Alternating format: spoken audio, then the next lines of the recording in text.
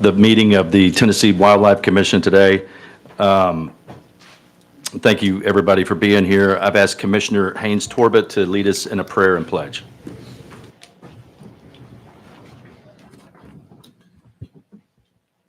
I'm going to pray for Ford Little first. He went to the ER last night. It's not going to be able to make it, but Father, we just lift up Ford to you this morning and just ask for your comfort on him, your healing on him, whatever's going on. We don't know, but we know you know, so we just place him in your hands for intervention. And Father, we recognize you as our maker. We ask that you would give us wisdom to preserve, conserve, manage, protect, and enhance the resources of this state for our citizens. We lift up all the officers in the TWRA and ask for your protection over them. We lift up the staff to you also, Lord. We're thankful for the leaders of this state. We're especially thankful for Governor Lee and his stance for you. And Father, we love you and we recognize you and your Son as our Savior. And it's in your name we pray. Amen. Amen. I pledge allegiance to the flag of the United States of America and to the republic for which it stands, one nation, under God, indivisible, with liberty and justice for all.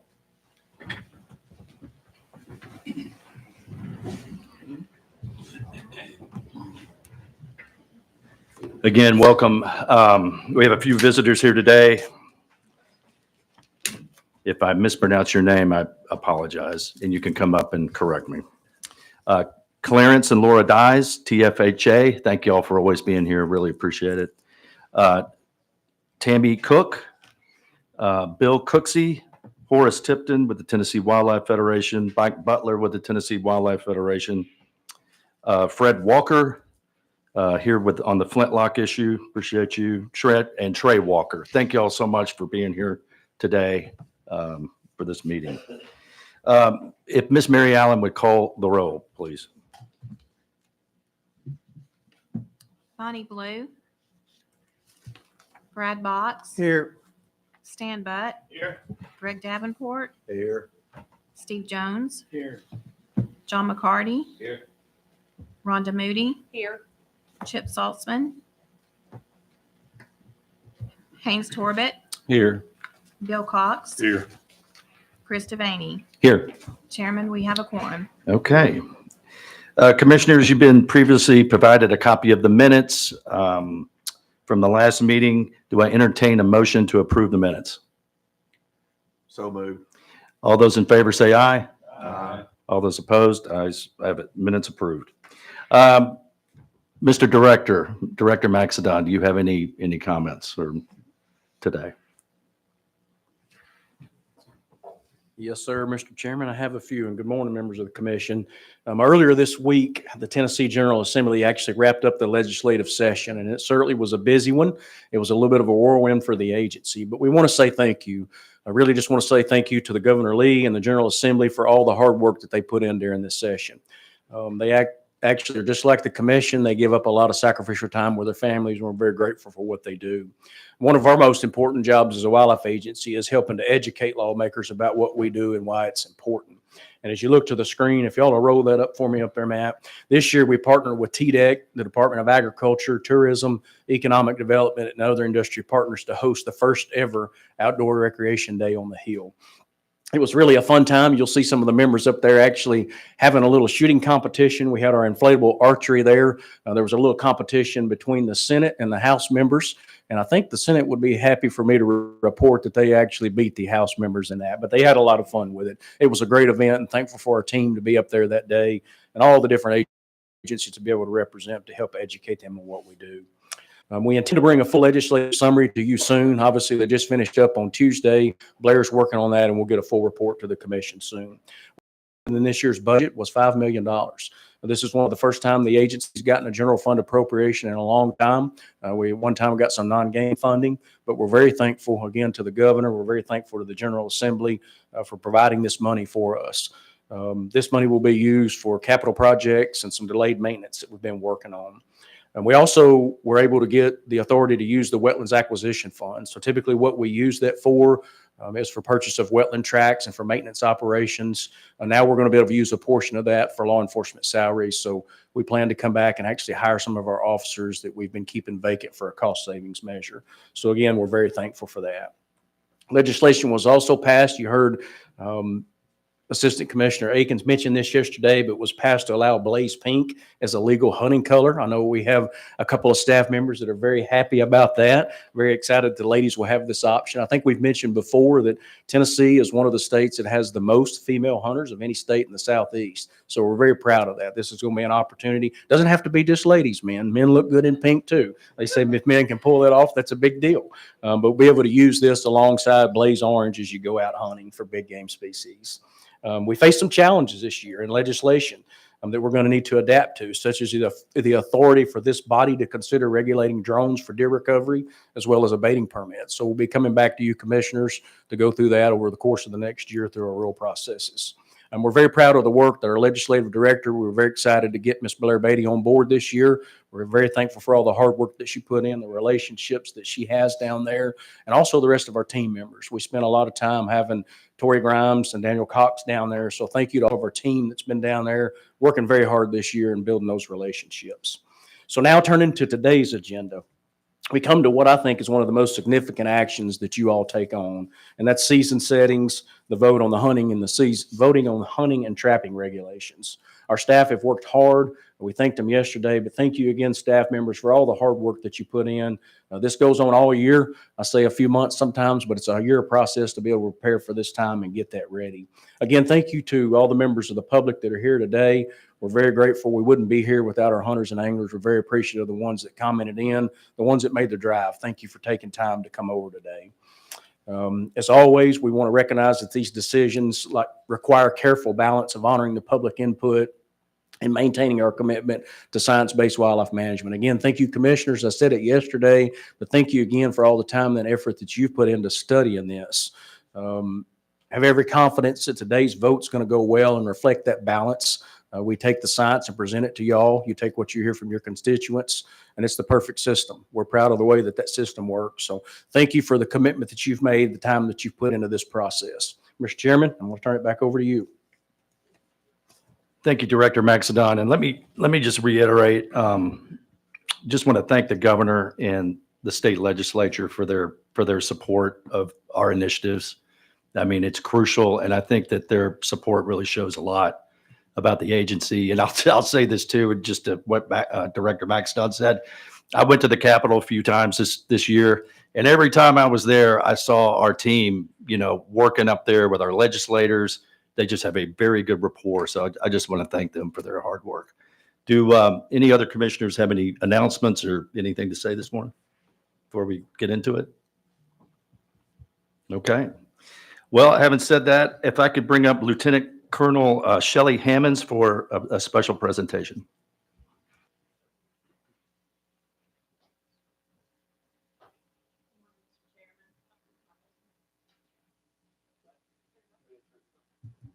Yeah, can you hear me now? Good morning, Mr. Chairman, members of the commission. Thank you for allowing me to present this award this morning. This marks the first time our agency has formally recognized a Dispatcher of the Year, and it's important to acknowledge that every nominee for this award is deeply deserving of recognition. The 2024 Dispatcher of the Year nominees are Region 1, Kimberly Mullins, Region 2, Tina Yoakum, Region 3, Nicole Buell, and Region 4, Emily Posey. Each represent the dedication, professionalism, and steady presence that define our dispatch team. Their hard work often goes unseen, but is never undervalued. Dispatchers are the quiet heroes of law enforcement, working long hours, handling a constant flow of radio traffic and public calls, often delaying their own needs to ensure they don't miss a single word from the field. They are the lifeline for our officers, a voice of reassurance in chaos, and the first link in the chain of response when emergencies arise. Among this outstanding group, Emily Posey has been selected as our inaugural Dispatcher of the Year. Emily exemplifies all of that and more, whether navigating challenging calls from the public or managing intense moments when officers are in high-risk situations. She remains steady, composed, and mission-focused. Emily's role was especially pivotal during the Hurricane Helene response. With dozens of officers deployed across several counties, she played a key role in keeping up with their locations, monitoring radio traffic, and helping ensure their well-being throughout the operation. Her commitment to the safety of our officers and the effectiveness of our operations has made her an indispensable part of our team. We are proud to recognize Emily Posey as our 2024 Dispatcher of the Year. Her work ethic, dedication, and heart for service reflect the very best of this agency. Emily, congratulations.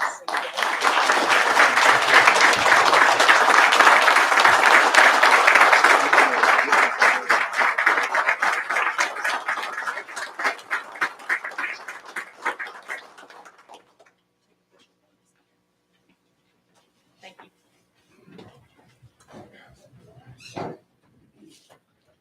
Thank you and congratulations. That's the thing. And thank you for all your hard work.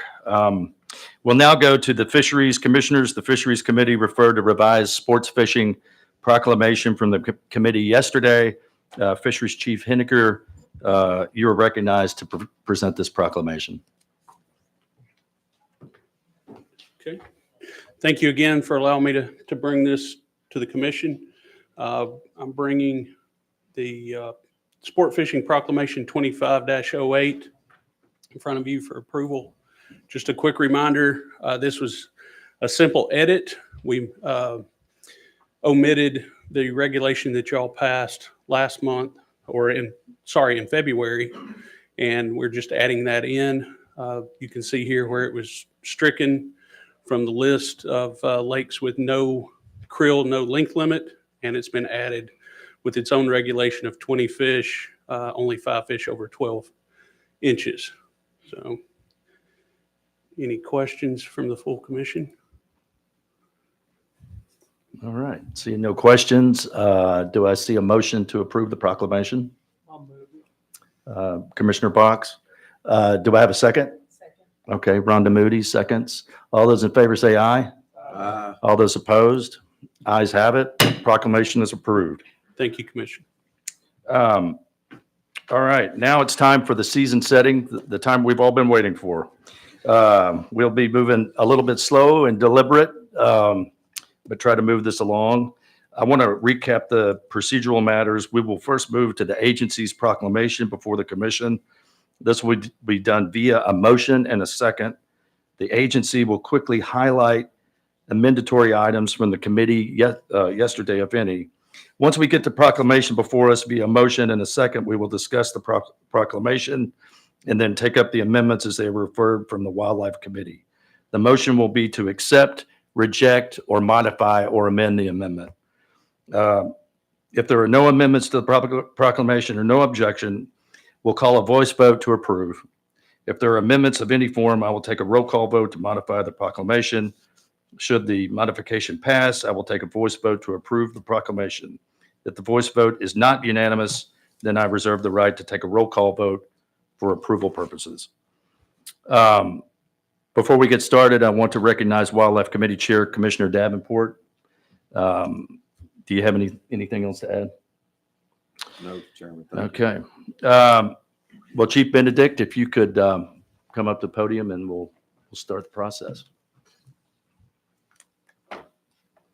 Good morning, Commissioners. It's good to see you today. It's a day we've been looking forward to as well, to wrap up this part of the process of setting hunting seasons and work on the hunting guide next.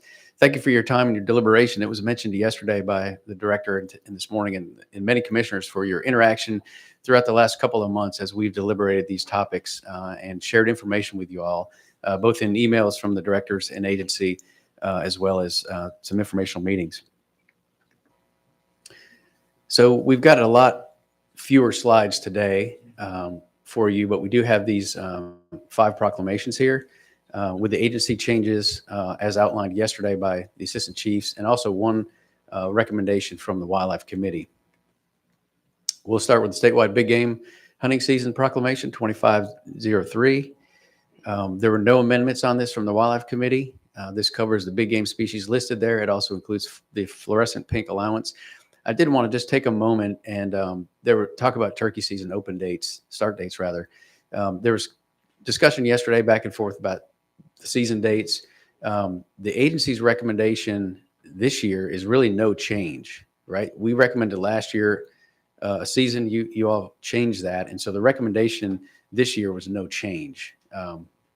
Because it's no change, it would remain the second Saturday in April, and Mark showed you those dates. So just want to clarify that the agency's recommendation is no change for last year, just as a clarification point there.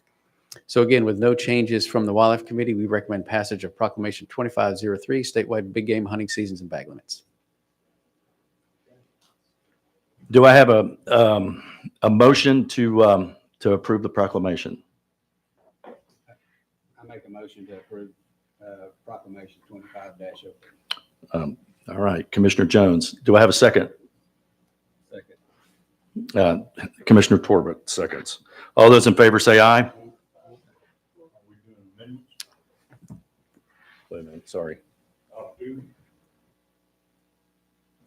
Oh, yeah, okay.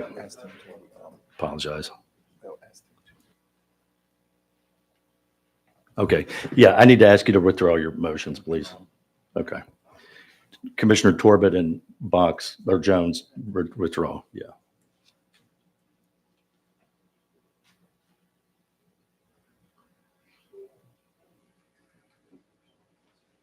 All right, are there any comments about the agency's recommendations? No comments? Turkey season. Okay, My amendment is to take the agency's recommendation from 2 years ago and move the opening date of juvenile to the Saturday closest to April the 1st.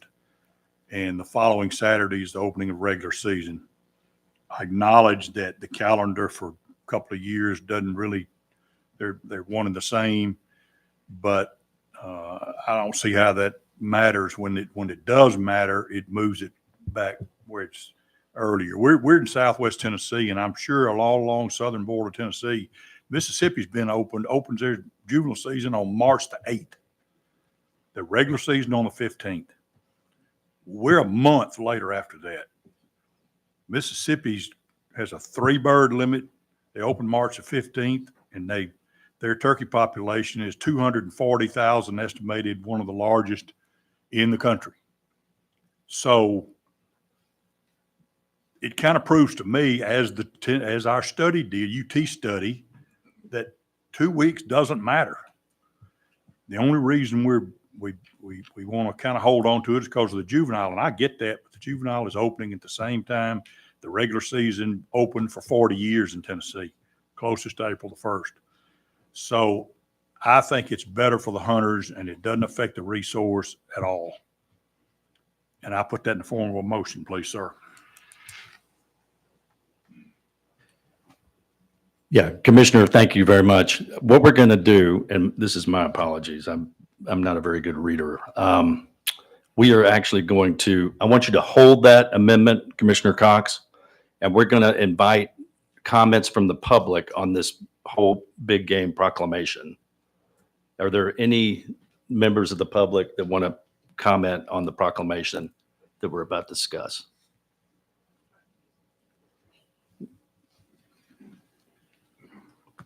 If you just state your name and where you're from. Clarence Dyes, Lebanon, Tennessee. I don't have no statistics or anything, but I really like where the turkey season is set right now. And we only have 2 years of study for the season to be set at this time, plus this spring's juvenile hunt. And I was impressed yesterday by the amount of difference in the juvenile take from what it used to be when the juvenile season was in March. It practically doubled, I think, if I remember the figures correctly, for what it had been when the juvenile hunt was in March. And that's a very significant figure to me. We are trying our very best to bring more young folk into the outdoors in various areas. And to me, that is a prime indication that there's more youth come into that. And, you know, having that turkey season for adults start the second Saturday or thereabouts in April, why not leave it this way for another 3 or 4 years to see if there's any change? We've only got 2 years of data so far, and that, in my mind, that's not enough. And all indications are, at the very least, we're doing no harm by having it a little bit later. And you know, most of the time it's the middle of May before I tag out anyway. So, you know, I'm used to it. And besides that, March is, I understand moving it back a week or all of that, but it seems like, to me, we tend to rush to change things all the time. And that, I'd just rather be a little more stable. Thank you all. Thank you. Mr. Walker. Thank you. Obviously, I want to speak about my flintlock season since you're talking about it. I know if you pass it today, you'd probably have to pick me up off the floor. But I do want to remind everybody what I'm asking for. And I think it would be very good for the state of Tennessee. There actually is a show in Knoxville right now that I set up for last night that I'm supposed to be working this morning. But I have one of my son's friends working the show for me, who is a flintlock hunter also. And there are people there at this little show in Knoxville from Alaska, Indiana, Pennsylvania, all over the United States. It is bigger than you think. And I would appreciate TWRA considering my flintlock season. Thank you. Thank you. Anyone else from the public? Yes, sir. My name's Trey Walker. I'm Fred's son. I want to talk about, I'm not really sure what you opened a bear season in the transitional zone, or created a transitional zone in North Cumberland. Excuse me. I was going to see if you all have ever considered the baiting of bears in Tennessee like they do in Arkansas. If not baiting, then potentially, instead of just the 3 or 4 weeks of archery that it is right now, maybe considering moving the bear season like to 1 week of like the archery plus 1 week of gun or something like that, because there's a lot of bears that have moved into the area, and you know, they keep reproducing every year, and there's no shortage of bears. I see bears every time I'm deer hunting. Like, they're more prolific, I feel like, than deer are up there. And, you know, 10 years ago, we didn't see them. So I'm just an ask potentially to, instead of just the archery season, because I know that I'm pretty sure last year there were maybe only 5 or 6 bears taken up in that transitional zone. Maybe we could increase it to 10 or 12 with a gun, a rifle season, maybe even just a week or 3 days, 4 days, something like that. Just an ask. And while I'm up here, I was here 3 years ago talking about falconry regulations, and I just wanted to say thank you all, because this year, or this month, April, we finally got, we made concessions with you all and TWRA, and we got it passed. And on behalf of the falconers in Tennessee, appreciate you all very much I know that was a rocky road, but thank you so much. Appreciate it. Thank you. Anyone else? Yes, sir. Good morning. I'm Bill Cooksey. I am the Partnership Program Director for the Tennessee Wildlife Federation. I appreciate the opportunity to speak with y'all this morning. I spoke yesterday about straight wall cartridges, and I'm not going to go back through all of that and all of the polling we did. I have those numbers if anyone needs to see it. But the overwhelming support we saw there is what moved me to really push on this. And since that polling and we started talking to people online and in person, last night my phone never stopped ringing as I was driving back to Decatur County. So it even upset my wife because I got home and my phone kept ringing. And I know y'all get that a lot too.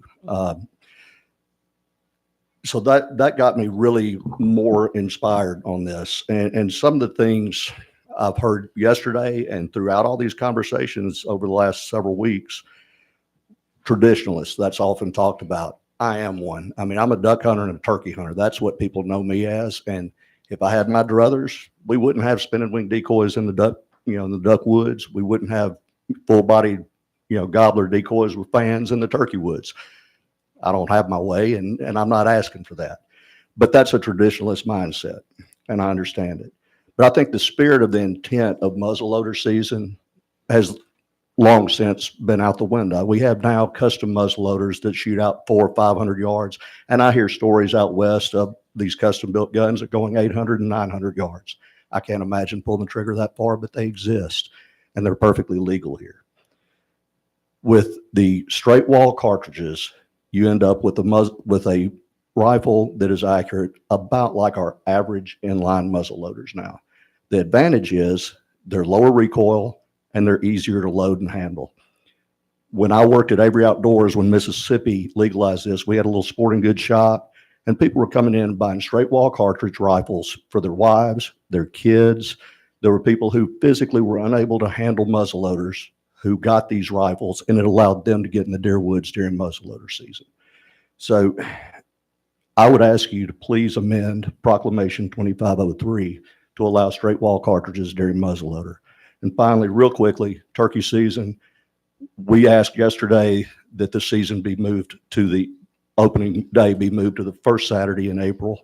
I believe moving it earlier will be supported by the majority of Tennessee turkey hunters, and I are one. So we'd appreciate also if you would amend to include an earlier turkey season.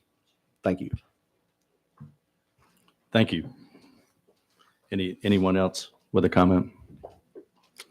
Okay. Yes, sir.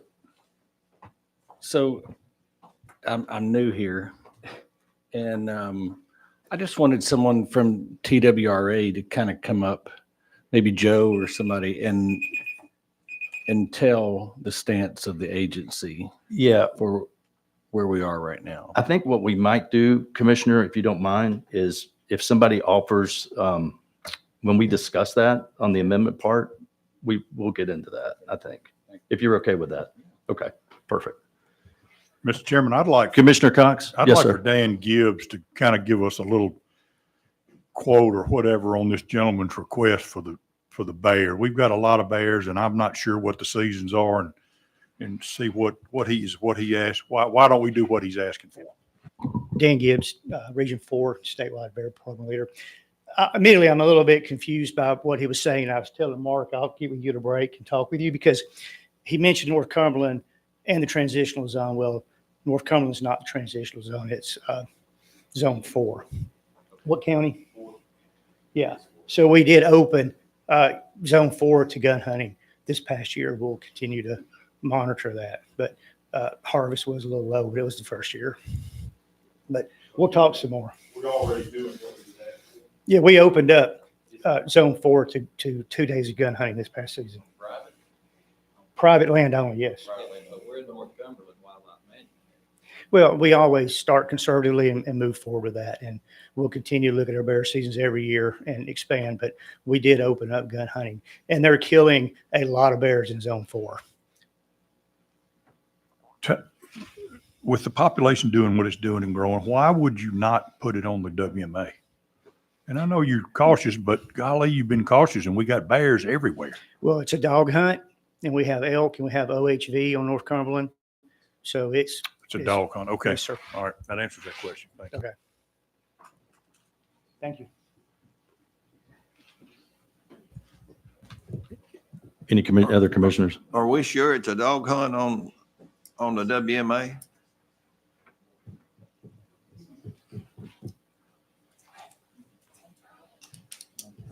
It's on private land. The isn't hunt it? on the north, on zone 4 allows hounds. The gun hunt allows hounds. So it was only on private land only because of that for the first 2 years. Okay. That's the reason we didn't open it up. The same hunt, the same time in zone 5 is private lands only, but it's still hunting. It does not allow hounds.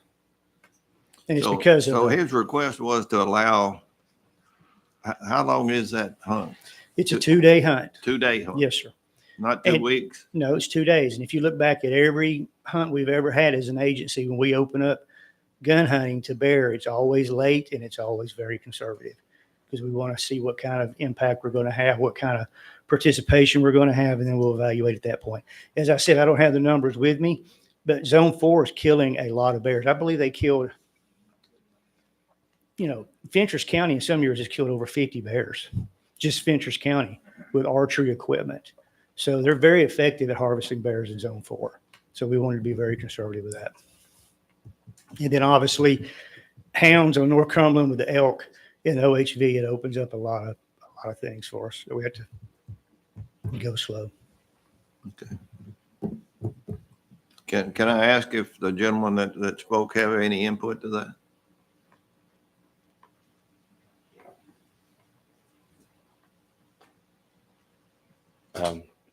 I am a little bit ignorant to this. I will admit I'm ignorant to it, but I do know that Terry Lewis, if you all know him, he was pushing for a gun hunt on private land because he is in that, I believe, that Unit 4, and my dad and I are good friends with him. I'm not a hound hunter. I don't disagree with hound hunting. I support hound hunting because it is a hunt. But we're just asking for, since we have a home up on the mountain up there, and North Cumberland is like my home range of hunting, just for some gun hunting on specifically North Cumberland, not necessarily all of Unit 4. But because North Cumberland has a lot of special regulations, I mean, even with deer seasons, whenever you look at North Cumberland Wildlife Management Area, it has a lot of special hunting regulations for deer. And maybe we could add in, 2 days or 3 days a week for gun hunting bear on North Cumberland and kind of separate it from Unit 4. Because there are a lot of bears and there's a lot of people that live in North Cumberland going up that mountain that they're having a lot of issues with bears on their front porches, getting in their trash, and they've got kids up there. I mean, it's not just, we're just asking for a lesser bear population, a healthier, because right now, from me being out in the woods, there's a lot of bears. So can we just delay this decision for another year and have some continued discussion and bring it before the commission and maybe address that and expand it some and address it? I've got from my employee, I know for a fact that he has 300 sheep and on the other side of the interstate, and he has bears on his property and they're a nuisance. And so far with dogs, he's kept them away from his flock. But I'd like continued study and maybe Dan, if we could present some information as we consider this, if that's okay with y'all and with the agency. Thank you.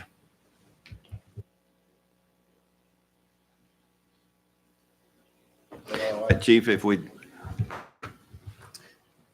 the chairman recommends, or the commission recommends, that we can certainly look at this. We'd love to talk to Mr. Walker, Mr. Walkers, plural, at the break and see specifically. Just a note, there is a month-long archery season on North Cumberland now for bears. And so we're happy to visit with those folks. And then look, remember, it's a big multiple use area. Elk hunting is there, other things. So we're happy to continue the discussion, between now and next year.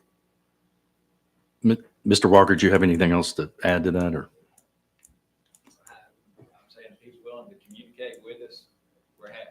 Okay, thank you. Anyone else? Okay, we'll move back to the amendments. Thank you. Move back to the amendments. Commissioner Cox, could you rephrase your amendment? Not rephrase, but you could reiterate your amendment, Yes, please. sir. My amendment is to move the start of turkey season, juvenile, the Saturday closest to April the 1st, which is the old opener, and the regular season to the next Saturday as recommended by the agency that the science dictated 2 years ago. Follow the science. Thanks.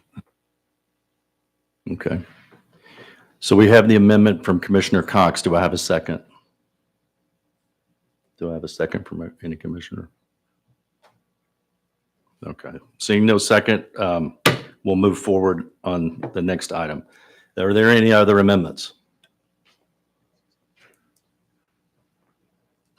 Yes, sir. Commissioner Cox.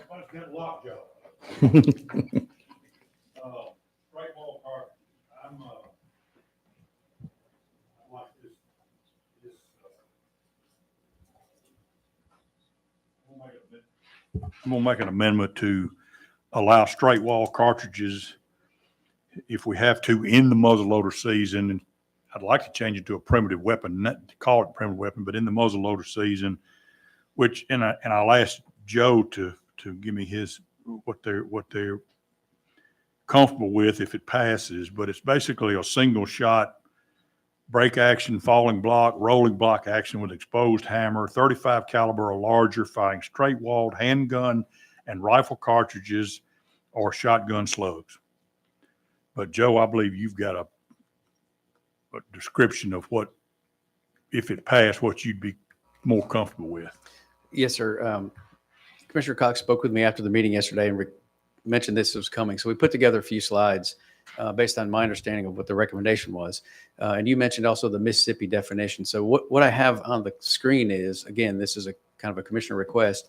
The Mississippi definition, we took out a few things about replica weapons that we didn't think were needed, but I'll just read it, I guess. Those straight wall cartridges, rifles that are single shot, breech loading metallic cartridge, 35 caliber or larger, and with an exposed hammer are allowed on private lands during the muzzleloader deer season.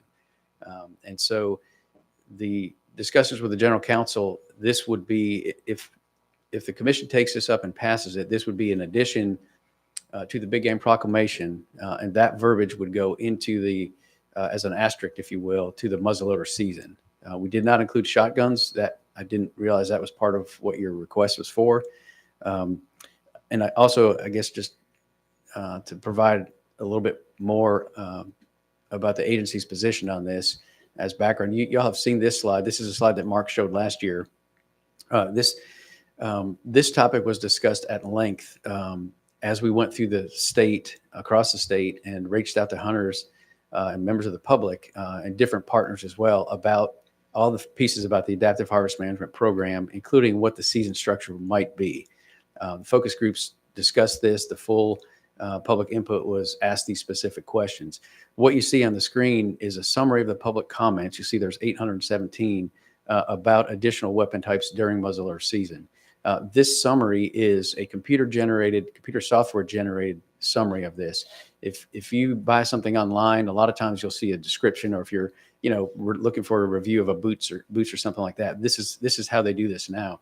And when our staff looked at 817 comments, we looked through all of those, and you get halfway through or a quarter of the way through, and you can't really tell what's going on, right? You're hearing pros and cons and slightly different, pros and slightly different cons. And so we use this software to generate it. And I'm just going to take a minute to read this because this represents, again, probably a 6-month or more outreach notification to hunters, to the public, that would then, the 6-month period is important to us because people hear about this and then their friends might hear about it a couple months later. Again, we were still taking that input. So I'll just read through this. There are mixed opinions allowing these additional weapons during muzzleloader season. So what we told you yesterday, what Mark mentioned, was it's kind of 50-50 split. It's not exactly 50-50, but it's a very split mixed opinions. Some hunters favor it, as was mentioned by our friends at the Federation, as it could give more opportunity for new, younger, and older hunters who may find muzzleloaders difficult to use. They argue that straight-walled cartridges and single-shot rifles would not provide a ballistic advantage over modern muzzleloaders. Others oppose the change, arguing that muzzleloader season should only allow weapons actually loaded from the muzzle, which is what our current season requires. They feel that allowing rifles would take away from the tradition and challenging nature of muzzleloader season. Some hunters suggested that allowing additional weapons for the entire muzzleloader season and not just the second week. There were some different options that people suggested in there about adding this just for the second half of muzzleloader season. Some only support shotguns with slugs being allowed during muzzleloader season and not the straight-walled cartridges, as we discussed. And here's kind of the take-home that the agency used to not bring a change last year. Remember, we considered this, the full commission considered this last year with the whole agency adaptive harvest management, deer management unit change, and all of that public input that we received. Overall, there's no clear consensus among hunters. Some key points in favor of allowing these weapons are that it could increase hunter participation, revenue from license sales, which that wouldn't affect now that we go have a species permit, and harvest rates. However, others felt it could decrease the value of having a special muzzleloader season. If the changes are made, clear guidance would be important to minimize confusion. Again, is it 35 caliber exposed hammer? Is it straight walled? Is it shotguns? You know, those different opinions that we heard a little bit about. Again, just to reiterate what the agency's position, why we did not bring a recommendation on this, we have not heard over the years broad interest in this season or these special seasons, these type of special seasons. Again, I mentioned the public input over six plus months there. We have heard from individuals repeatedly over the last number of years about this. But again, when we look at the breadth of comments that we receive across the state, across months around hunting season and really over years, we don't have strong support or interest rather in that. Again, Mark mentioned this yesterday. Really, one thing that we feel is motivating hunters is they want access to those 14 days in early November. That's the pre-rut or during the rut, right when, depending on where you are in the state. And so muzzleloaders, a little harder. You have to learn a little bit more. You know, when I've taken my son out during muzzleloader, you know, I can load the gun for him. He's just got to pull the trigger. So again, some of the discrepancies in there. And also just to remind folks, the straight wall cartridge is already allowed during the full gun season. There's 40 plus days of that. The traditional folks, muzzleloaders only have the 14 days. Another piece here, and I've got one more slide after this, but other states' experiences, right? So they had, when they initially passed these straight wall, sort of restrictive allowances, they had subsequent years of additional requests to broaden that, right? It fundamentally ended muzzleloader season. Commissioner McCarty mentioned yesterday, he purchased the 4570. He used it for a year. They changed it. It's still in his gun safe. So there's just some concerns from other states based on their experience. And really what the agency feels is functionally this would move muzzleloader season to a gun season. Let me see if there's, right. So again, we recommend no change. There was no agency recommendation for this. We asked the commission to consider that. If you do take action, we consider you moving directly to a gun season. This would avoid confusion of what the different types are. It would avoid these incremental steps again to straight wall, from a straight wall to a full gun season. And another important point here, the arguments that are being made, we feel as an agency, to move from a muzzleloader to a straight walled season, it's easier. You know, these other pieces, the rest of the gun hunters that don't have straight wall cartridge, the argument is the same as before, right? I don't have this, you know, I can't cock the weapon, you know, a young child, a small petite woman or man cocking those hammers. It's the same argument to move from a straight wall to a full gun season. So again, just some considerations for y'all to consider. We recommend no change. If you do move on this, you know, we consider moving right to a straight gun season and basically removing muzzleloader season. We don't recommend that at all. Our recommendation is no change. Thank you, commissioners. Thank you, Joe. I've got it. I left something out if you bear with me, Mr. Chairman. Yes, sir. I've got quotes also from Missouri, Louisiana, and Mississippi, and I'll be brief. Missouri, the primitive weapons program has definitely brought in new hunters, especially younger hunters, and has retained older hunters. Overall license sales increased considerably during this season compared to when it was muzzleloader only.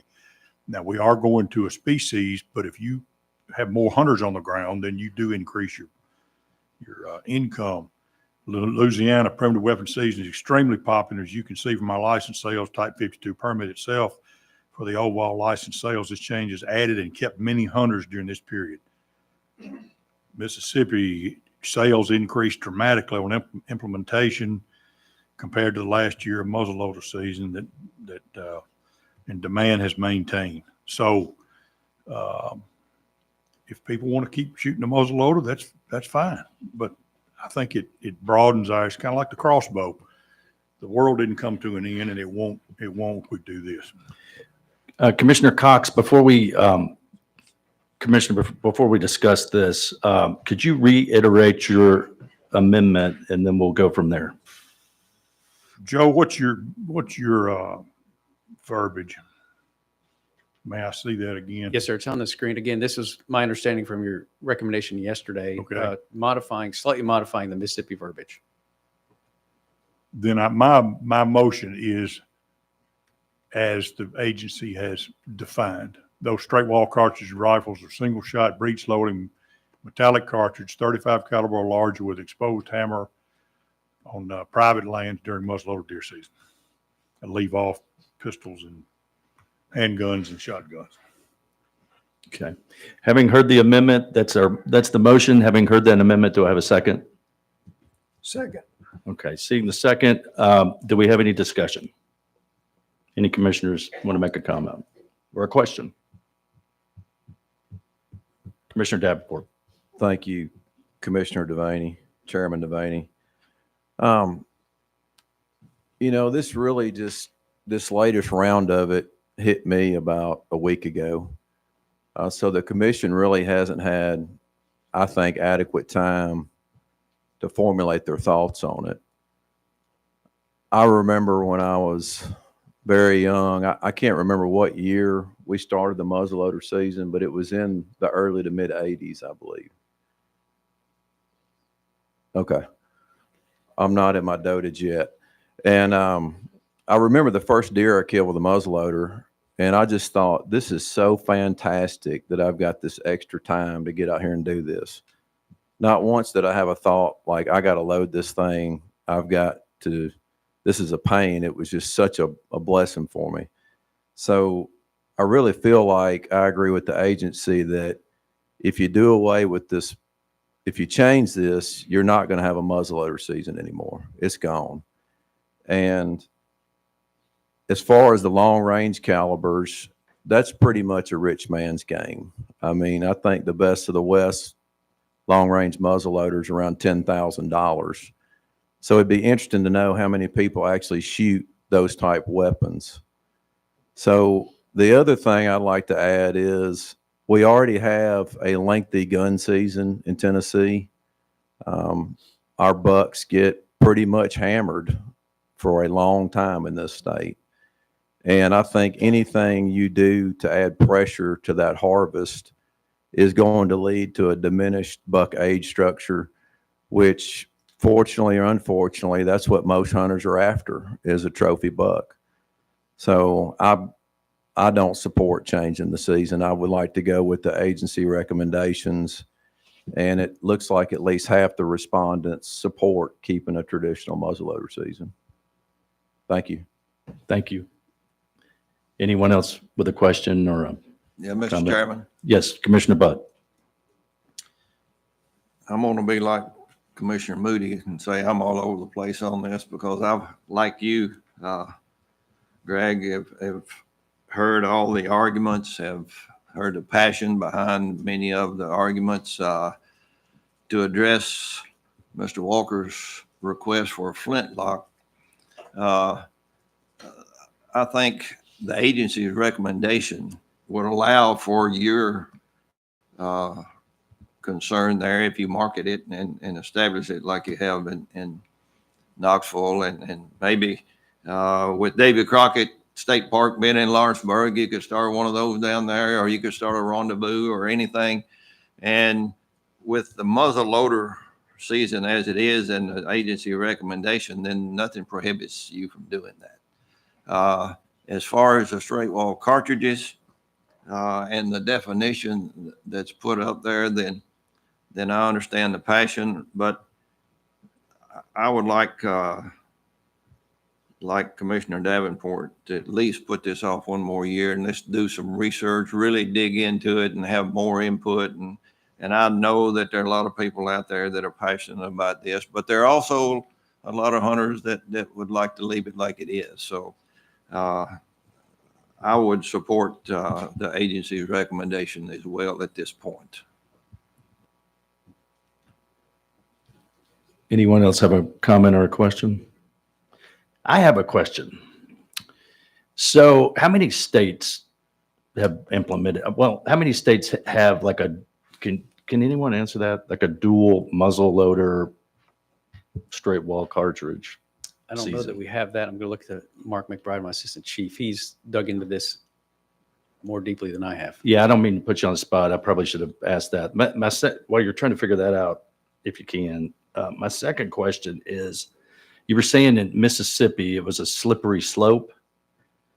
Did they do private land to begin with, and then it became public land too? Because this is just private land. I'm just curious. So let me answer the first question first. So I don't have the exact number off the top of my head. A couple of the surrounding southeastern states, Louisiana, Mississippi, and Arkansas, have implemented this into their muzzleloader seasons, where they've expanded the allowed weapons. In recent years, these weapons have gained a lot of traction because Midwestern states like Indiana and Illinois, they are not allowed to use neck down rifle cartridges. So there's been a lot of development and increases in the technology with these straight wall cartridges to allow those Midwest states with much flatter ground to use those instead of neck down rifle cartridges. So that's kind of highlighted it, I think, across the whole Eastern US and kind of garnered interest in these additional weapons. So there's a little background there. I don't know the exact number that have essentially replaced their muzzleloader season with this. And then the second question, Mississippi, what happened there was they implemented it on private land with a very narrow definition, right? So it was, you can use these, it was originally actually only replicas of guns produced prior to 1900. And then, folks came forward and said, well, I've got one that was, it's a replica. It was my grandfather's gun. It wasn't produced till 1908. Okay, well, let's add those as well. Hey, this caliber isn't included in your definition. Let's add those as well. And through time, as Commissioner McCarty mentioned yesterday, on private lands during these primitive weapon seasons in Mississippi now, all rifles are legal. It's just a rifle season. Did you want to? Yes. From the Federation.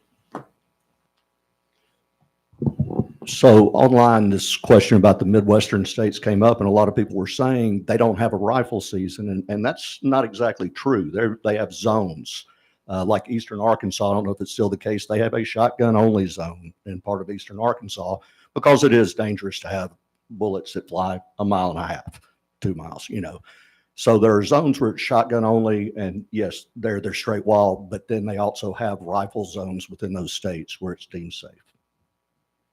Thank you. And thank you, Mark. Don't worry about trying to find that information. I just thought if somebody had that handy about how many states had it. I do have one final one, though, because I think Commissioner Davenport asked this, just for my clarification. I know people say it's a tradition. When did this tradition, when did muzzle loading season actually start in Tennessee? I mean, approximately. Okay. Approximately 1984 or 85. Okay. Colonel. Yeah, thank you. Does anyone else have a comment or a question? Commissioner Moody. Obviously, there's a lot of research that still needs to be done and a lot of discussion on this. And I know it may seem like kicking the can, but at the same time, it's kicking the can for Old Faithful over here, Mr. Cox. But for some of the rest of us that, just like Commissioner Davenport said, it kind of got geared up on our radar 1 or 2 weeks ago. So there's still a lot of questions to be answered. I would support the agency's recommendation. Okay, thank you. Thank you. Anyone else? Mr. Chairman, in light of the comments, I think that I don't have the vote for this, and I think if you guys want to work on it for a year, we've been talking about it for 10 years, and we talked about it last year. So I don't know what else you're going to learn, but I felt like it needed to be on the table and discussed because of the request that hunters have made, and the Federation came with it. But I don't think it'll pass this year, so I'm going to withdraw my motion. Okay, Commissioner Cox withdraws his amendment. Yes, sir. Commissioner Chairman, I just want to follow up on a statement that Commissioner Butt made about moving forward and getting more information. I agree with that. I mean, I think that's fair. We have new commissioners. I just want to remind the commission and the public, we asked this question last year at the request of Commissioner Dr. Hank Wright. We specifically included this in our adaptive harvest management and our broad outreach. We're certainly willing to do that again if the commission wants to do that. But the agency feels like we've done that broad outreach collectively. We had the discussion with the commission, again, realizing that not everyone was here last year to make those changes. So that's why we don't recommend this. We feel like as an agency, we've done broad outreach. And again, we've considered this for multiple years, as Commissioner Cox said. So just want to remind folks of that. Y'all don't forget now, what pays the bills is license sales. Okay, thank you. Okay, Commissioner Cox has withdrawn his amendment. Are there any other amendments to the big game proclamation? Seeing none, do I have a motion to approve the proclamation? So moved. Is there a second? Second. Do we have any discussion, any more discussion on the proclamation? Okay. All those in favor say aye. Aye. All those opposed? Proclamation is approved. Okay. You want to take a break? Okay. I think we're going to take a break. 10 minutes and we'll be back at it. Thank you. Did you say there's no 5-minute break?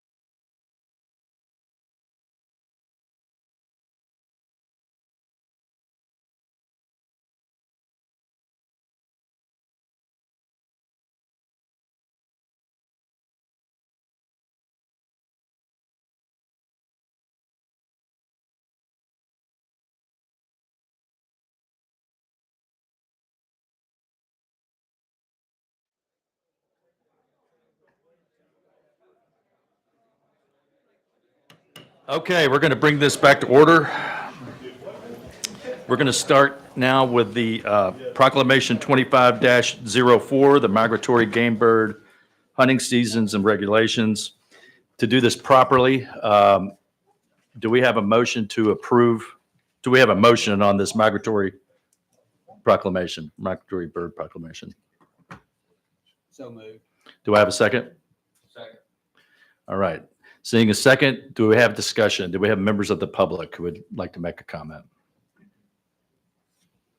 Okay. I think we have an amendment on this from the committee. Chief Benedict. Yes, sir. I don't believe there's an amendment from the committee. There was an amendment from the agency on the goose seasons. So I believe the recommendation before you is from the Wildlife Committee, as stated on the slide, with an amendment, slight change in the goose seasons that Mark highlighted yesterday. Well, if you would go ahead and give us the rundown. Sure. So I'll just back up one slide, Commission. This is the Proclamation 2504, the Migratory Game Bird Hunting Season and Regulations Proclamation. All season dates fall within the federal bag limits, federal frameworks. We've changed the dates as we shared yesterday to reflect the 25-26 calendar. There's no September teal days because of teal populations below the threshold to allow for those extended seasons. We do have the 5-day wood duck teal season as we've had historically. There's one change in the bag limit. It increased the pintail bag limit to 3 birds per day. And then again, we mentioned the goose season. We added a few days there from the previous preview in March.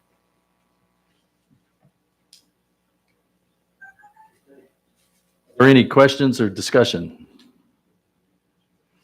Okay. Well, seeing none, all those in favor say aye. Aye. All those opposed? Ayes have it. The proclamation passes. Okay, we'll now go to number 3, Proclamation 25-05 on Scotts Gulf Centennial Wilderness State Park as PHA. To properly move this forward, do I have a motion? Commissioner Moody, second from Commissioner Cox. Do we have discussion? Members of the public, any comments? Chief Benedict? No, sir. I'll just show you the map in case folks are interested. Okay. And you might remind people where this is actually in the state? Certainly, it's in East Tennessee, or kind of middle eastern Tennessee.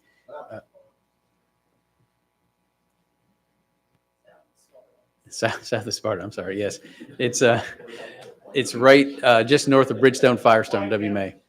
Yeah, Yes. that's right. Okay. Do we have any more questions or discussion? Okay. Seeing none, all those in favor say aye. Aye. All those opposed? Ayes have it. Proclamation is approved.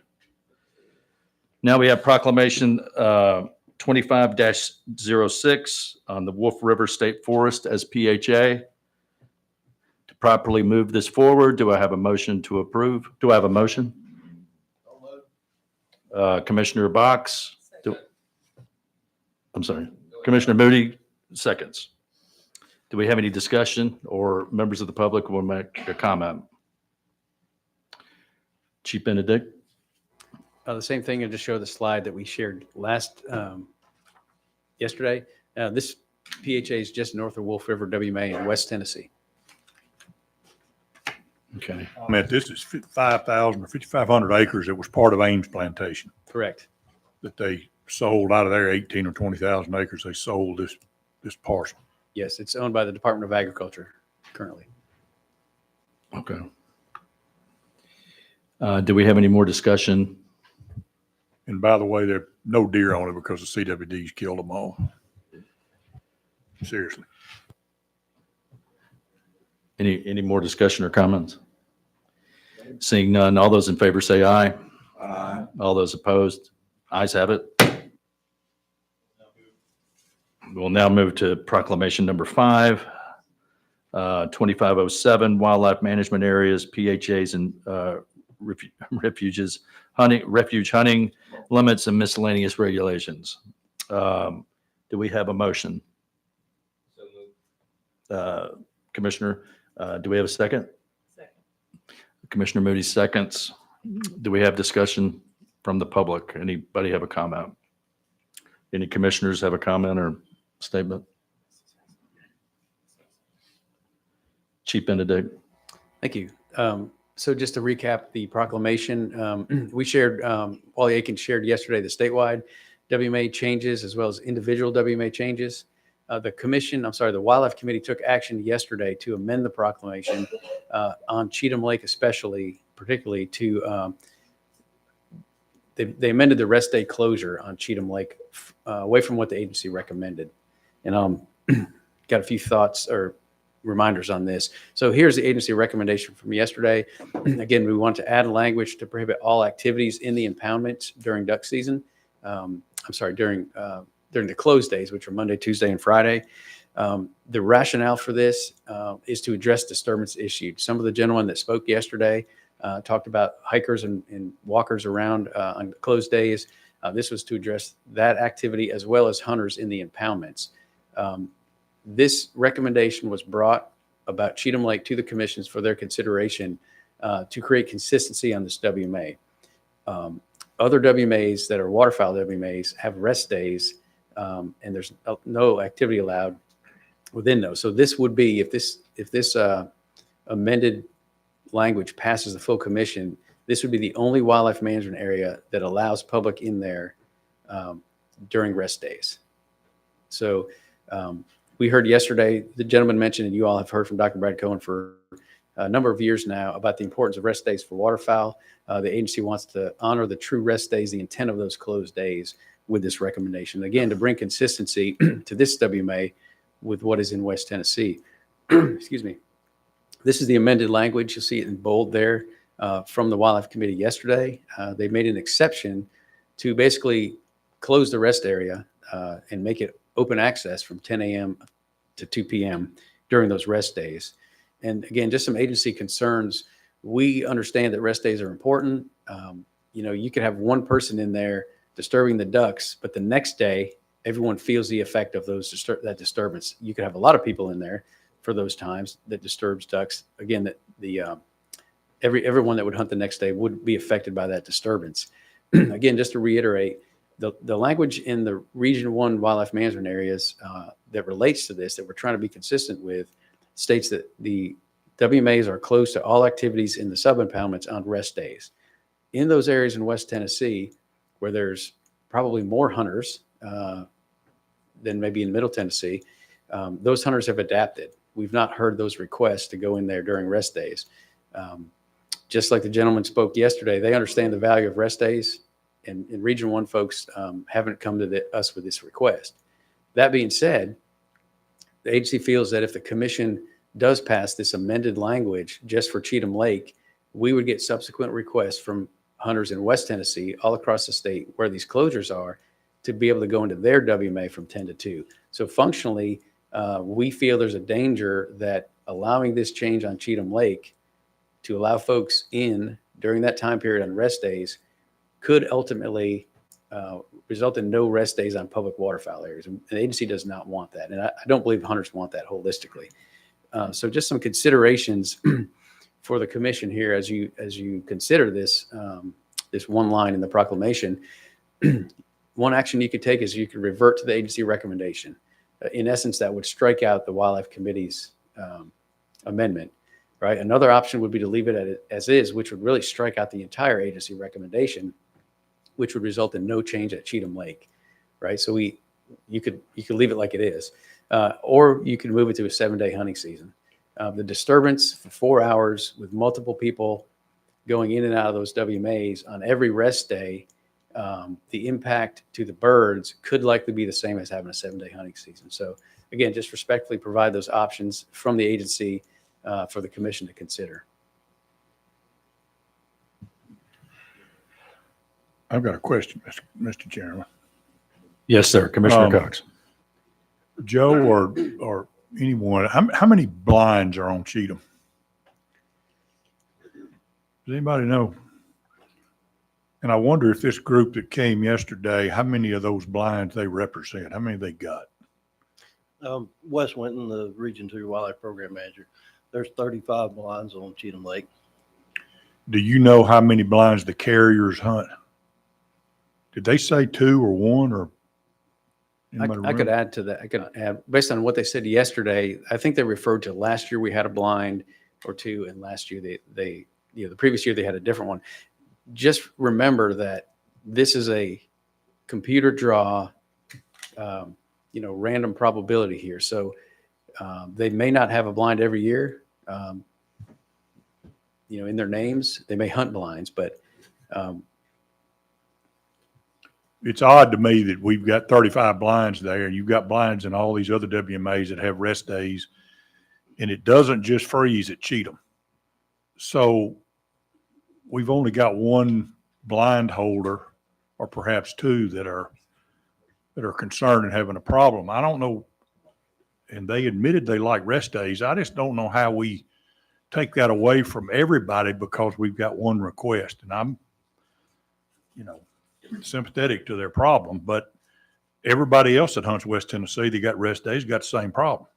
So I don't know how we're going to go down that road and just do away with rest days because it's really good for the hunting. if I could comment on that, Mr. Chairman. We talked to Patrick Lemons, who's a Regional 1 Wildlife Program Manager in West Tennessee. I think the hunters there have figured out how to break their holes open, right? There's chainsaws, you can drive your boat around. There's various options that hunters are very inventive, if you would. I'm losing the word, that's not quite right, but they've figured a way to in those days, few days a year perhaps, when it does freeze over, they figured out a way to clear that area. Some of the commissioners this year went on a hunt when it was frozen, one of those days, and the ice was broken and birds came pouring in. So again, just to add to your comment, Commissioner Cox, the hunters in Region 1 have figured out how to break the ice, again, without ice eaters in there. So. Question, please. Oh, Commissioner Butt. To address this, if we don't allow the amendment, we have a new WMA manager there who is understanding of the situation. And this is a unique location because of the proximity of the Bicentennial Trail. You have dog walkers, lots of people down there on those joining blinds that they're speaking of. Can we get a commitment that with the manager's approval, that they would work hard to eliminate the traffic that's consistently been through the years as far as the concern of those hunters who do draw those blinds, as far as theft and abuse and concern from the hunters as far as their equipment and everything, considering the proximity of all of those people who just walk up and down through there. And we need to put signage up. We need to enforce it, and maybe the first week or 2 that our manager would be there and get the people to understand that, then I think that would address their concern. Now, also from a discrepancy standpoint, not discrepancy, but from a discretion standpoint, maybe he would allow whoever is a blind permit holder to notify him and him go with them if there's concern about the equipment. Otherwise, that's in my area of responsibility. I have spoken with these gentlemen on a number of occasions. That is their concern. I agree with the comments that have been made. They can figure out how to keep their generators running longer and address frozen duck holes just like everybody else. But being it's a unique situation, there is concern about all of the extra activity going on in that area because it does join that Bicentennial area. So that would be my request, and I'm not opposed to agency recommendation and not implementing this amendment. Just a comment, Commissioner, but the intent of the agency recommendation is to address both hunter and non-hunter disturbance on the area. So that's why we brought the recommendation as presented. We do need to have some signage up there if this passes. Currently, the manager cannot remove people from the area now, because it's not closed during the rest days. It's a rest days from hunting, but it's not a rest days from anything else. So I just want to make that comment. And we will add signs should this pass. Any other comments, Commissioner Davenport? How many WMAs do we have with waterfowl, organized waterfowl hunting with draw blinds or other type of blinds that have rest area days? Is this the only one that didn't have it? Or is it just kind of a case by case basis? This is the only WMA that's a waterfowl area that doesn't preclude folks specifically during rest days. So this would be an exception if this is passed. Excuse me for interrupting you. So all of West Tennessee, which is where the majority of our waterfowl opportunity, and I would guess in the Tennessee River Basin, they have rest area days. So it was the agency's attempt to, I guess, make this a consistent regulation. Yes, sir. Okay. So the fear is that if we make an exception for Cheatham, that there will be requests for exceptions to potentially all of our WMAs. And it's kind of like opening up Pandora's box. Yes, sir. Do the majority of the hunters support the rest days? Because we are limiting their waterfowl opportunities, are we not? Yes, sir. Our staff and members of the public that speak to our staff understand the value of the rest days. The gentleman yesterday spoke about that. Both of the gentlemen, the value of that, right? And there's actually, we have folks asking us for more rest days. Okay. So rest days are supported. Again, going back to my comment previously, when we talked to Patrick Lemons, folks aren't asking us to do this on the existing WMAs in West Tennessee. So they're supportive of rest days being completely rest days where no one can go in there. And I mean, I've said this before, I duck hunt quite a bit. Unfortunately not in Tennessee, but the amount of days I have to break ice is certainly not the majority of days I'm there. Usually I'm wishing for ice because it's too hot. So there's a lot of times that they wouldn't need to get to their blind during this period. So thank you. Can I get a verbal commitment from Program Director Winton to work with the area manager to address the problem and work it out without the amendment? The manager there, who's also an officer, doesn't have the discretion to remove people from the area on rest days currently. So there's no action to be taken there, which is why we brought this. If I'm understanding your question correctly, we brought this so that he would have the ability on those rest days to exclude everybody, hunters and non-hunters alike, so that the rest days are truly rest days. Did I understand the question correctly? I understand that, but for the benefit of those hunters concerned, then, I'd like for it to go on record that we're going to do all we can do to address the issue and their concerns and move forward without the amendment. Yes, sir. We understand that there were discrepancies pointed out by the hunters yesterday. We plan to address those. We plan to take all the action needed to make sure all the regulations are enforced equally and fairly. Thank you. Commissioner Jones? Commissioner Butts, are you putting that in the form of a motion to drop the amendment? Is that what we need to do? Yes, I will move that we have the option to reject the amendment, Commissioner.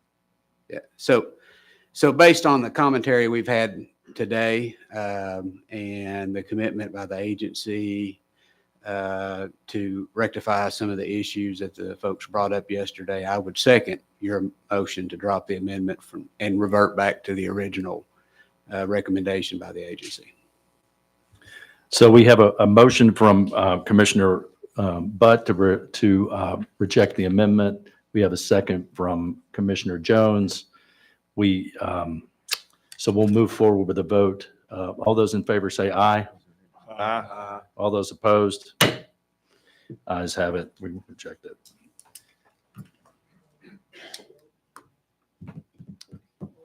So we'll move on to Maine Proclamation. Do we have any more discussion about Proclamation 25-07?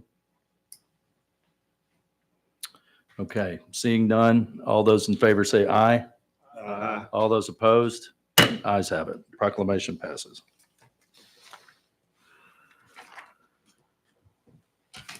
Well, okay. I think we're done, aren't we? Yeah. Okay, we'll now go to the Budget Committee. Thanks for putting up with my terrible read on Robert's Rules of Order. And we'll go to Director Fiss. Thank you, Chairman. As presented yesterday, we are requesting that you expand our FY26 budget by $2 million to have funds, to have spending authority to do team of projects starting July 1.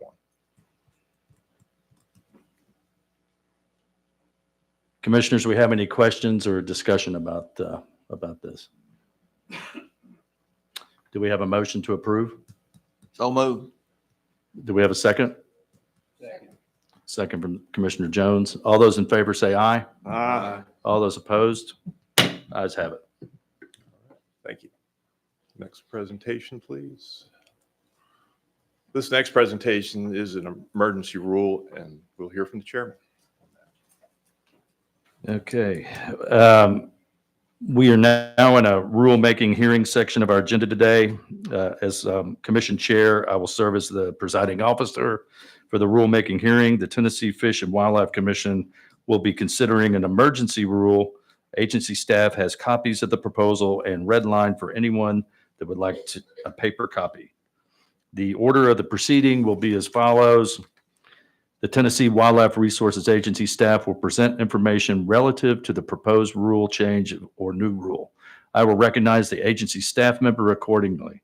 Commission members will then be permitted to ask questions or provide comment on the proposed rule. Once the commission members have had the opportunity to speak, members of the public will be permitted to provide comment on the rule before the commission. All parties should identify themselves before speaking. As chair, I reserve the right to limit comments and discussion, especially in cases of repetition.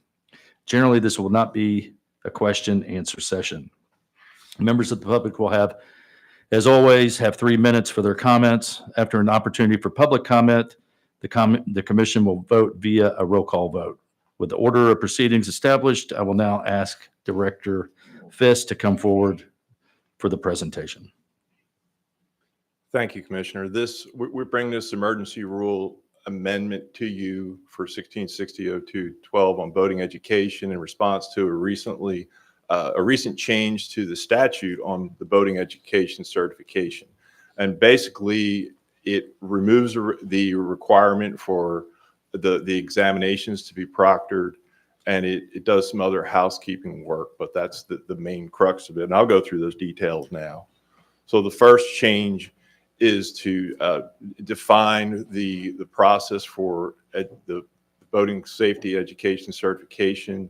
That is to pass a NASBLA approved boating safety examination.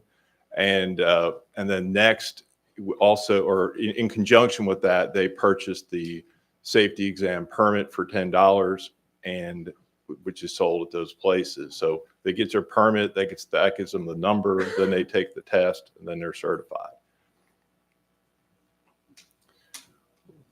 The certification card, if you need a replacement, will be $5, and those can be purchased at the same locations. We're recommending removing the section on boat dealers. There was a process where they could administer this exam, but there's been no participation in that, so we don't feel a need to keep this process in our rule. And lastly, there's some housekeeping here where we're just changing the name of the boating to make sure it's clear as the Boating Safety Education Certificate. And this is required for anyone born on or after January 1, 1989. That concludes the changes that we've recommended. Thank you. Commissioners, any discussion or questions? I have a question. Commissioner Butt. Would the changes and the definitions include paddle crafts, kayaks, canoes, or boats? No, considered? sir. This requirement is just for motorized vessels. Would And there again, be any this is just consideration? following, well, this is just following the authority of that statute. So we're only making changes limited to that.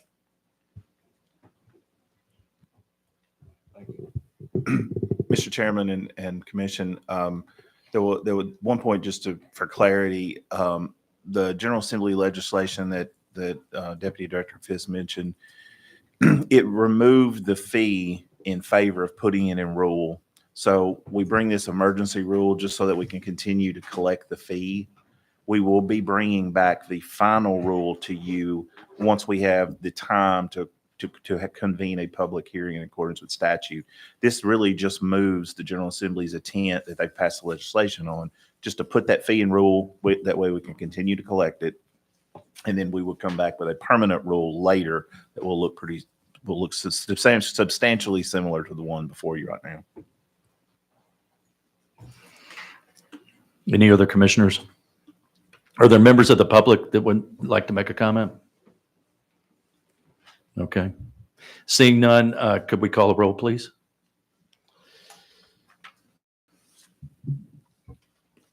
Brad Box, Aye. Stan Butt, Yes. Greg Davenport, Aye. Steve Jones, Aye.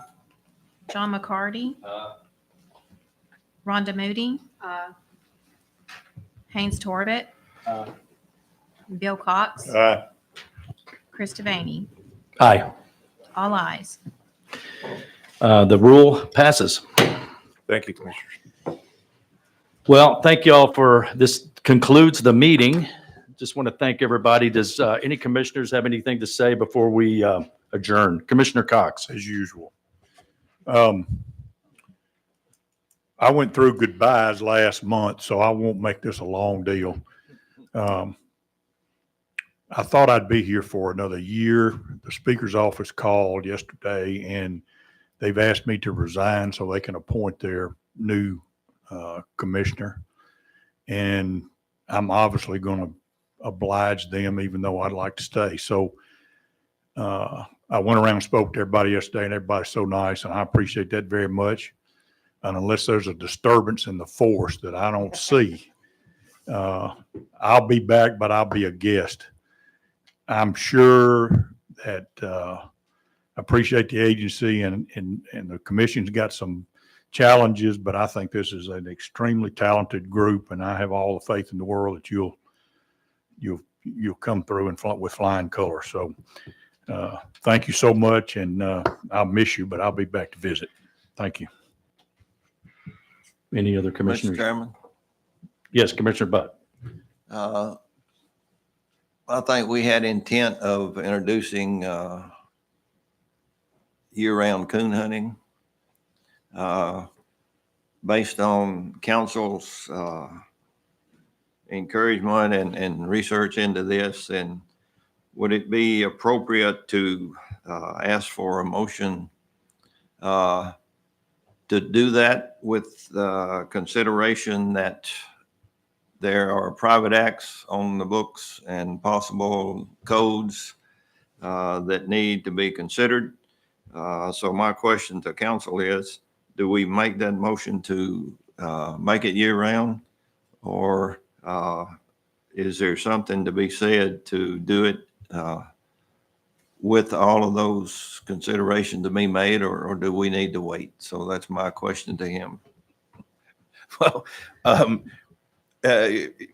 Mr. Commissioner, I don't know that I can give you the approval to do something. I can tell you this issue. Not asking for approval. I'm asking for your opinion.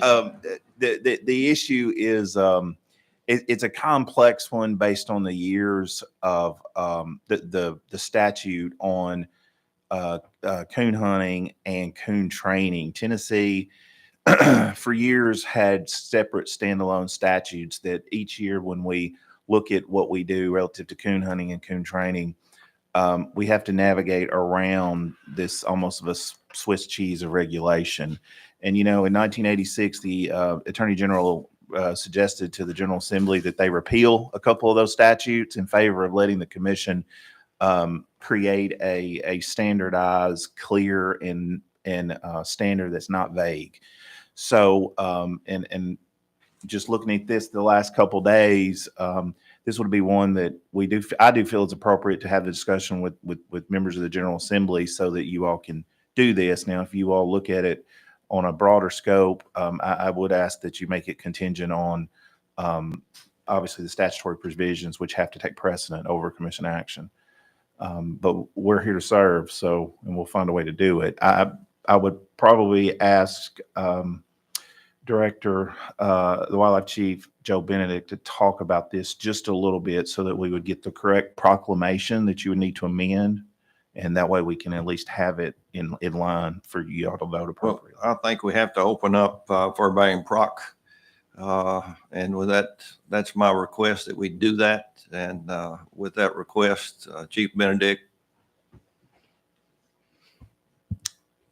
Yes, sir. We are prepared for this. Could I ask IT folks to open my presentation again?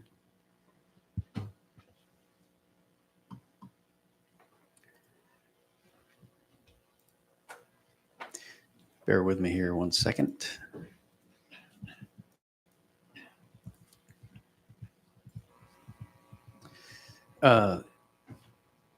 So commissioners, what I've got is 3 slides for you today to share with you why we have our raccoon season, and then some considerations as the General Counsel and Chairman Butt, or Commissioner Butt had discussed about the TCA codes and statutes. So currently the agency allows trapping year round. We all know that. The hunting season is only closed from March 15th to June 30th. That's in Proclamation 2417, which is the Fur Bear Proclamation. The Eastern Grand Division and some public lands are closed for a little bit longer of a time there, you'll see. The reason for the agency setting these seasons as they are, turkey nesting is going on then. Turkey hunting is going on. We didn't want to disturb hunters with that activity. Again, raccoon and opossum season, breeding season occurs during there where they're rearing their young. Raccoon hunters broadly are not interested in this. We did some work between last meeting and this meeting. Some folks wanted it. Some folks were really concerned, and they mentioned particularly the rearing season, the gestation period, as we have here on the slide. Again, trapping considerations, that's the most effective way to harvest raccoons. And then, of course, these TCA considerations. So here's some excerpts of the 2 statutes that are referenced here, 70-4-112, which pertains to both training and hunting seasons. I won't go through this, but if you just glance down through there, this statute does allow the commission to the authority to extend training or hunting seasons or both as deemed justified. There's a carve out for some locations there east of Highway 27. There's some different dates in there. The season shall not, the training season shall not be less than 6 months, not commence earlier than June 1st. Later on, we have a November 1st date. If you look at 70-4-122, this is just for the training season. There's a lot of different counties and dates listed there with start dates, not to start before or after. And so this is where the confusion comes in, or the complexity rather, with these 2 statutes and how they might relate to your decision to set seasons. So if there's a motion made by the commission, we've put some thoughts here together just for ease of communication with this. Again, I think you'd have to recommend opening up Proclamation 2417, which is what we did last year. Currently, the taking season statewide are these dates from Friday, the 3rd Friday in September till March 15th, bag limit of 4 per person per night. There's a second allowance, which I believe is the intent based on discussions with Commissioner Butt to move this on private land only. So currently the taking season on private lands carves out some counties that you see listed there based on those TCA and private acts. The season on private lands are additional days beyond the statewide take season. So you'll see there it's from July 1st till September. So essentially, you've added in the past some earlier dates to be able to take animals. The method, if this is amended, the agency would consider is it would be Proclamation 2507. To make this statewide, we'd suggest scratching out the lines there, those counties, and basically moving the current take season on private lands to encompass additional days. One of the concerns that we had about this, if we just said raccoon season is open statewide, in the wildlife management area proclamation, many of those WMAs have limited seasons and they refer to same as statewide. And so the recommendation to basically amend the taking season on private land, as we have written on the bottom bullets there, would allow us to not have to address the WMA proclamation. So it's a simple way to do this, which would accomplish your request, as I understand it, for raccoon and possum hunting year-round on private lands. So with that being said, does my earlier request, was it granted to open up the proclamation? Commissioner, I look at general counsel, but I believe you'd have to make a motion to open that proclamation as an initial starting point. Joe, I have a question, please. This effort, we've talked about this for 2 or 3 years. This is obviously an effort to reduce raccoon population for predator control to help the turkeys. So the obvious question to me is, do they not cause a problem on the wildlife management areas? And why would we not want to expand it on the WMAs to help the turkeys when there's a huge population of raccoons? We would need some time to look through that. Obviously, there's a lot of different factors on WMAs. As we mentioned previously, the reason we don't recommend a change specifically on WMAs is we've got turkey hunters that are going to go in there during that time period. And so you're going to have conflicting users, right? Folks are going to be upset because there were folks in there all night, perhaps in some locations, running their dogs. And so we could certainly look at that if this passes. We're not prepared to do that, make that change today. Do we not allow dog training year round on WMAs? Only on some WMAs, not on all WMAs. But that would negate concern over the dogs being in there disturbing the nest, because we allow that on most WMAs. But it depends on when the dog training season is on those WMAs. So if we move to allow hunting year round, then in effect, there is no dog training season because you allow hunting year round. So if the motion is made, then with consideration to address all these concerns, would that not be in order, Counselor? Well, the primary statutory interpretation concern that I would have is that statute, the training statute, prescribes a defined time period for training of which you cannot be in possession of a firearm. And because the statute prescribes a training period, I have concerns of whether, if we open a year-round hunting season, of whether we've repealed or overridden a state statute. And like I said, I've only been kind of involved in this since Wednesday afternoon, and I have not been able to work it up or have those discussions with the Attorney General.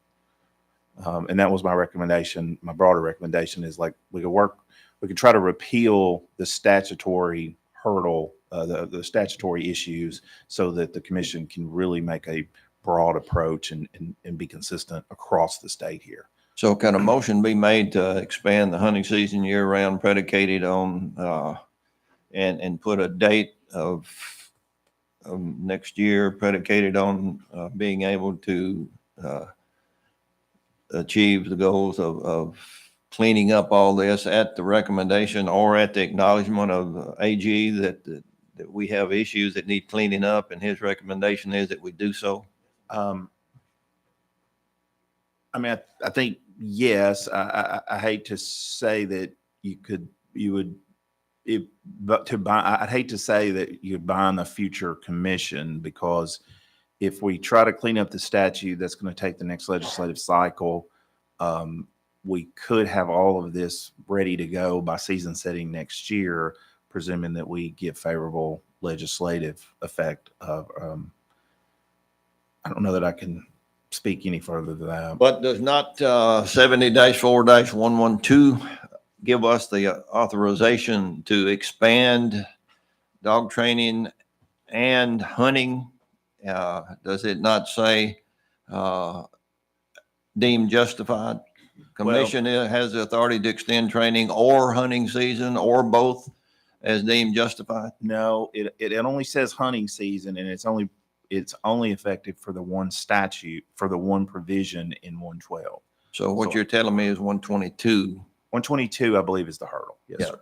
Yes, sir. So what needs to be done in order for us to move forward with accomplishing this? From my perspective, I think this discussion is enough to put it in our legislative workflow and us to start working up this issue so that we can make a thorough recommendation next season setting. That's my recommendation. So with that being said, go ahead, Mr.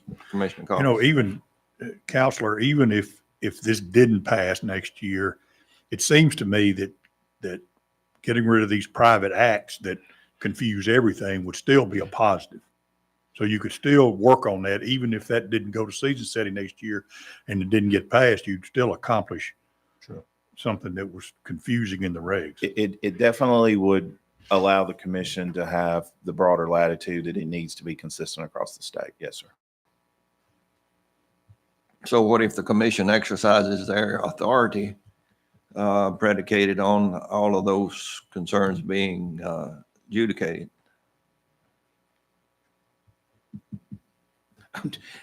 I don't know that I can write that in a proclamation that'll be effective in August for this year because it kind of has a future effect in several contingencies. Well, I think we have the votes to do that, but based on consideration for accomplishing this in a worthwhile way, I think I would request that the agency address all those concerns, that we move to do what's necessary to overcome the hurdles or the heartburn that we have in doing it the proper way. So that would be my recommendation if that's appropriate. So it's not a motion. I'll commit to working with our legislative team and our leadership to do that. I think that's a very worthwhile request.